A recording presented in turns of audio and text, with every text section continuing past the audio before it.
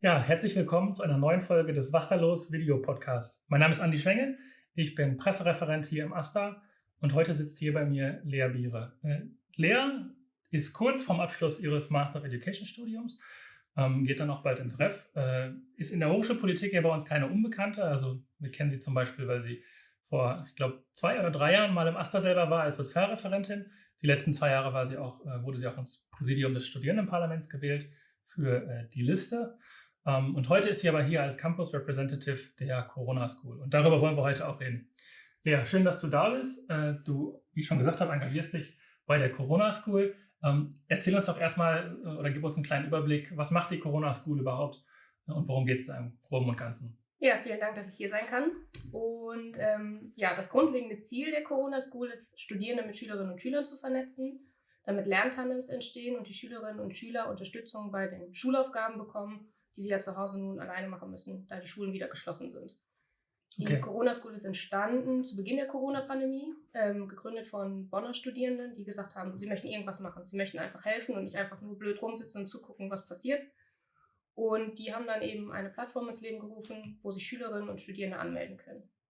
Du hast gesagt, ins Leben gerufen von Bonner Studierenden. Das heißt, das ist mittlerweile aber größer als nur Bonn oder NRW, sondern wahrscheinlich in ganz Deutschland oder sogar. Genau, es ist ein Projekt, das ganz Deutschland betrifft. Alle Studierenden aus ganz Deutschland können daran teilnehmen. Es gibt ein Kernteam, das sind momentan 9 Personen, die sozusagen das Ganze organisieren, das Ganze strukturieren. Es gibt ja verschiedene Themenbereiche, Medien, IT, das ganz normale, die Lernunterstützung, genau. Und Studierende, ich weiß gar nicht, wie viele wir inzwischen sind, mehrere tausend und auch mehrere tausend Schülerinnen und Schüler, die daran teilnehmen.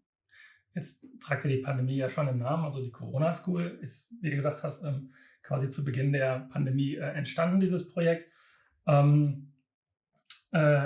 Ich kann mir jetzt gerade so vorstellen, dass vielleicht gerade so während der Lockdowns der Bedarf groß ist, weil Schüler, wie wir ja wissen, eben nicht in die Schule gehen und eben alleine quasi im Homeschooling teilweise lernen müssen.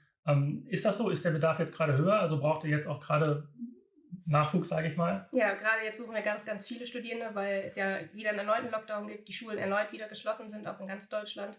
Und ich glaube, wir hatten vor 2 Wochen einen Call, da waren es mehrere tausend Schüler, die auf einen Studierenden, eine Studentin gewartet haben. Und die Wartezeit betrug vor 2 Wochen, ich glaube 4 Wochen, bis die Schülerinnen und Schüler dann einen Studierenden zugeteilt bekommen haben. Deswegen, wir suchen dringend Studierende, die teilnehmen, damit sich die Wartezeit für die Schülerinnen und Schüler verkürzt. Das klingt erstmal so ein bisschen so, als wenn das sich vor allem an Lehramtsstudierende wendet. Ist das wirklich so? Kann man sich da auch bewerben oder mitmachen? Ich zum Beispiel studiere im Zweifachmaster, dürfte ich mich da auch bewerben? Ja, die Corona School ist offen für alle Studierende, alle, die sich zutrauen, mit Schülerinnen und Schülern zusammenzuarbeiten. Ich meine, Mathe 5. Klasse, das kriege ich als Mathe-Legasthenikerin auch gerade noch so hin. Also wir sind wirklich offen für jeden. Wir freuen uns über jeden Studierenden, der kommt. Und man muss kein Lehramt studieren, um das bewerkstelligen zu können. Vor allem, es gibt verschiedene Projekte. Es gibt die 1:1 Lernunterstützung, wo diese Lerntandems entstehen. Dann gibt es die 1:1 Projektbetreuung. Da arbeitet die Corona School mit Jugendforsch zusammen, wo dann bestimmte Projekte von einem Schüler betreut werden. Das kann auch in Richtung IT zum Beispiel gehen, Programmieren. Da muss man kein Lehramt für studiert haben. Und dann gibt es auch noch Workshops, die angeboten werden. Das hat sich aus den Sommer-AGs entwickelt, in den Sommerferien, wo wir versucht haben, irgendwas für die Schülerinnen und Schüler in den Sommerferien auf die Beine zu stellen.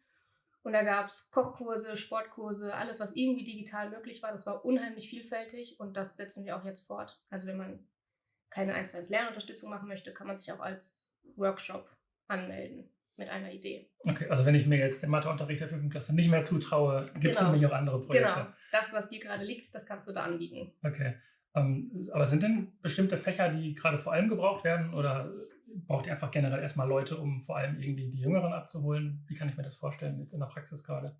Also natürlich sind es wieder die Kernfächer, die vor allem gebraucht werden, aber auch alle anderen Fächer sind wichtig. Und es ist halt so, dass man sich für die Fächer, die man unterrichten möchte, anmeldet. Man kann auch bestimmen, für welche Klassenstufe. Und dann wird einem ein Schüler, eine Schülerin zugeteilt, mit dem, die halt die gleichen Fächer sucht, die man anbietet. Schulform darf ich mir auch aussuchen oder wird das? Ist nicht wichtig. Ist nicht wichtig, okay. Nein. Cool.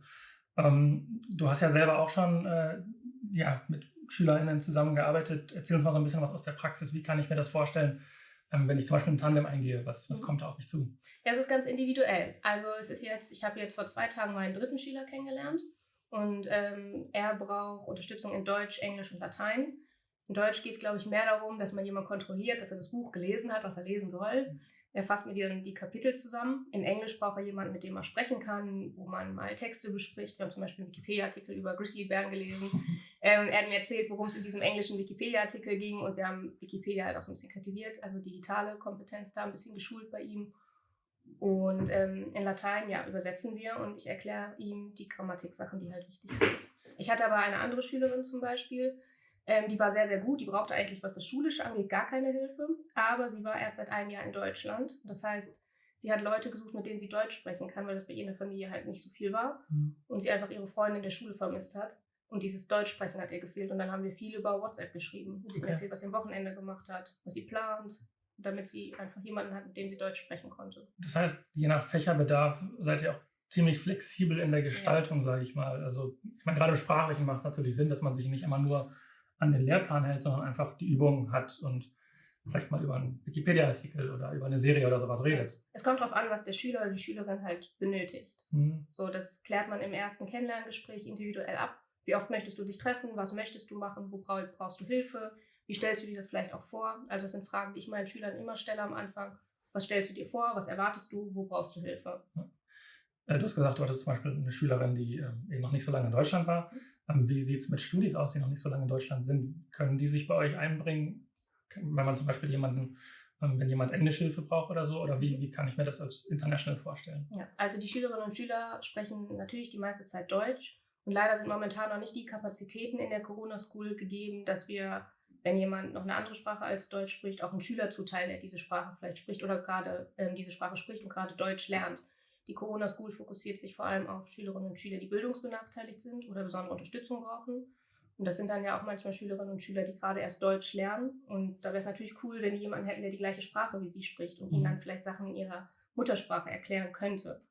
Aber das können wir noch nicht. Was wir ganz gerne machen, ist, wenn jemand gut Englisch sprechen kann von den Studierenden, dass man die Schülerinnen und Schüler, die ins Abitur gehen, fragt, wenn die Englischunterstützung brauchen, ob sie es nur auf Englisch machen möchten. Super. Ist individuell wieder. Klar, also klar, muss man gucken. Wir freuen uns auf jeden Fall über jeden Studierenden, der sich bewirbt, und da muss man gucken, ob es klappt oder nicht. Ja. Klingt auf jeden Fall super flexibel. Also ich kann mir vorstellen, dass da eine Menge Leute zusammenkommen, also sowohl SchülerInnen auf der einen Seite und Studierende, die ganz individuelle Bedürfnisse haben und diese eben dann doch abdecken, weil es natürlich auch mit einer gewissen Anzahl an Personen irgendwie dann, die sich dann doch gerne mal überschneiden. Wenn ich jetzt mitmachen will, wie groß ist die Hürde, da bei euch irgendwie reinzukommen? Also muss ich da irgendwie erst noch Lebenslauf und Bewerbung schreiben oder? Nein, das ist ganz einfach. Man kann auf die Webseite gehen, da klickt man auf den Button, dass man Unterstützung anbieten möchte, füllt seinen Namen, seine E-Mail-Adresse und seine Universität aus. Dann gibt es einmal ein Kennenlerngespräch mit jemandem von der Corona School, damit man einmal die Person sieht, damit man weiß, dass es wirklich ein Studi ist, wo man auch einmal kurz sagt, was seine Motivation ist. Aber es ist ganz, ganz informell. Und wenn das dann alles passt, man seinen Studierendenausweis vorzeigen konnte, dann, also bei mir hat es jetzt 2 Tage gedauert, bis ich meinen Schüler hatte, nachdem ich das Videogespräch hatte. Es geht ganz schnell. Ja. Und dann trifft man sich mit seinem Schüler oder seiner Schülerin und bespricht dann, wie es die nächsten Wochen weitergehen soll. Ja.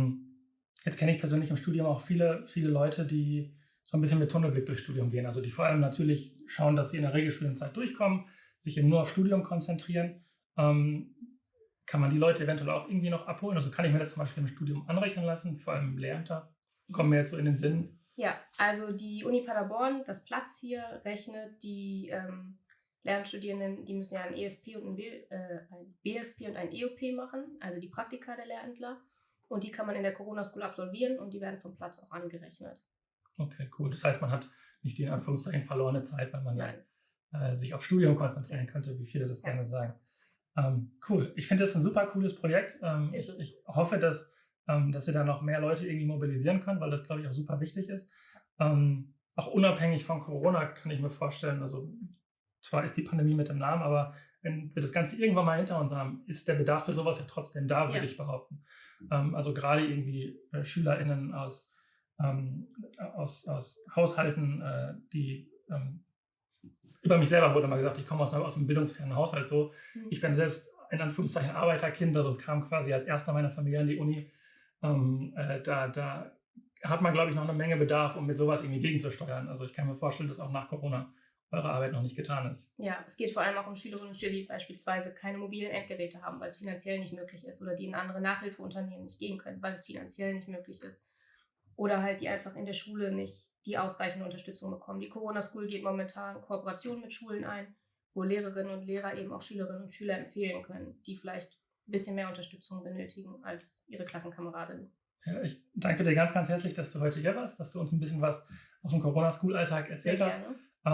Wenn ihr euch engagieren wollt bei der Corona School, wenn ihr gerade jetzt das gehört habt und euch und überzeugt seid, das ist was, da möchte ich mich unbedingt beteiligen, wir packen euch schon mal die wichtigsten Links auf jeden Fall in die Beschreibung, damit ihr wisst, an wen ihr euch quasi wenden könnt, wenn ihr bei der Corona School mitmachen wollt. Vielen Dank, dass ihr zugeschaut habt und hoffentlich bis zum nächsten Mal.